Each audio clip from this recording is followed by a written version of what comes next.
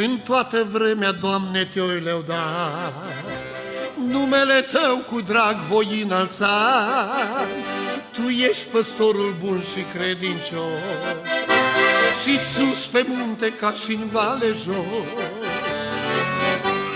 Iisus, Iisus, izvorul mântuirii ne-ai dat, atât de mult belșug de har. Când îți cântăm, se luminează cerul și aprinde jertfa pe altar. Haideți cu toți! Iisus, Iisus, izvorul mântuirii ne-ai dat, atât de mult belșug de har. Când îți cântăm, se luminează cerul și aprinde jertfa pe altar.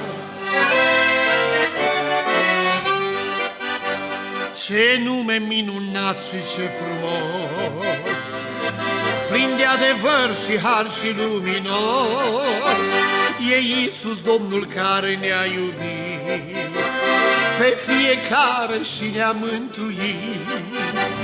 Iisus, Iisus, izvorul mântuirii ne-ai dat, atât de mult belșug de har. Când îți cântăm, se luminează cerul și aprinde jertfa pe altar.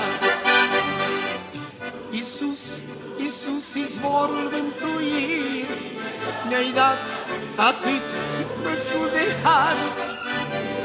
Cântăm, se luminează cerul și aprinde jertfa pe altar.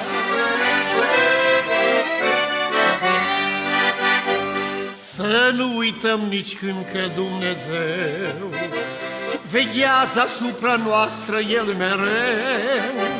Când valul va lovi cumplit și greu, suntem chemați să-L onorăm pe El. Haideți cu toți! Iisus, Iisus, izvorul mântuirii ne-ai dat, atât de mult belșug de har. Cântăm, Iisus, se luminează cerul și aprinde jertfa pe altar. Iisus, Iisus, izvorul mântuirii ne-ai dat, atât de mult belșug de har. Cântăm, Iisus, se luminează cerul și aprinde jertfa pe altar. Să nu uităm al rugăciunii altar în vremea aceasta, căci El vine iar și sus în cer cu El ne va lua. Pe cei ce-s pregătiți, aleluia!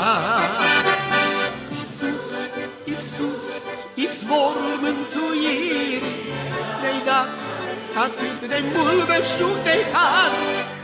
Cântăm, Iisus, se luminează cerul și aprinde jertfa pe altar.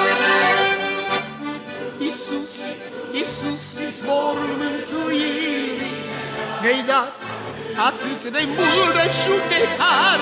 Când îți cântăm, se luminează cerul și aprinde jertfa pe altar.